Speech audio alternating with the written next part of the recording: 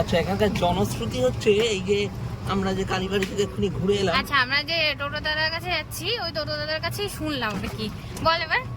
তো মা মা নাকি মাটির তলা থেকে, মানে স্বয়ং যাকে বলে সেই রকম উঠেছে নাকি মাটি থেকে, মাটির তলা থেকে, এবং ওই বুক পর্যন্ত ওঠার পর এবং 4 হাত পর্যন্ত ওঠার পর তার আর মানে তারপরে কেউ দেখে ফেলে যে 4টে হাত আর কি ঠাকুরের। ও তো তারপরে কেউ দেখে ফেলে যে ঠাকুর উঠছে নাকি।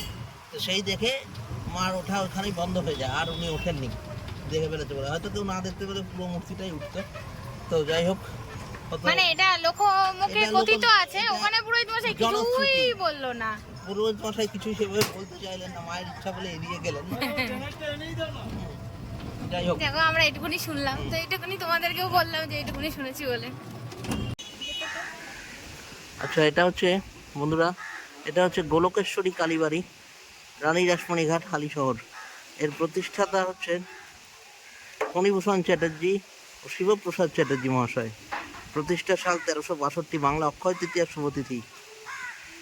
সেদিন এই মন্দির প্রতিষ্ঠা হয়েছিল। চলো মন্দিরের ভেতরে যাই। মাকে দেখাই, মানে মায়ের মূর্তিটি দেখো, একটু অন্যরকম, মাটি থেকে উত্থিত এবং বুক পর্যন্ত। এটাকে এখানে অর্ধেক কালী বলে।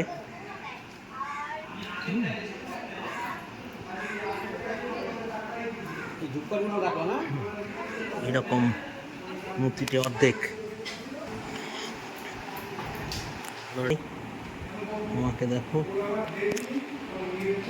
মাকে তোমরা যে যার জায়গা থেকে প্রণাম জানাও, মায়ের কাছে প্রার্থনা করো সকলের মঙ্গলের জন্যে। এখানে আমরা দেখতে পাচ্ছি মহাদেব, জগন্নাথ দেব, বলভদ্রদেব এবং সুভদ্রা দেবী, তাদের দর্শন। রথের আগে তোমাদের জগন্নাথ দর্শন করিয়ে দিলাম। এবার আচ্ছা, এই যে বাইরের দিকে, আর এই যে আমার মহাদেব। বাহ, মূর্তিটা খুব সুন্দর তো। হ্যাঁ, মহাদেব আছে ওখানে, মনসা দেবী আছে, ওইটা কে বুঝতে পারছি না আমি। আরো 2জন দেবী আছে, কিন্তু কে বুঝতে পারছি না এখান থেকে।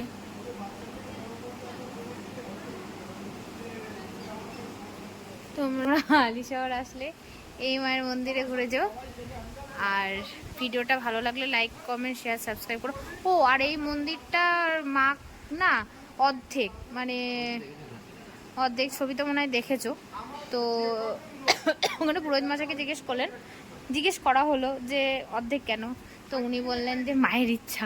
হ্যাঁ, সত্যি তাই, মায়ের ইচ্ছা বলেই তাই। হয়তো স্বপ্নাদেশ পেয়েছিলেন যিনারা এই মন্দিরটা প্রতিষ্ঠা করেছেন, হয়তো হতে পারে, আমি আন্দাজে বলছি। তো চলো এবার দেখি এরপর কোথায় যাই।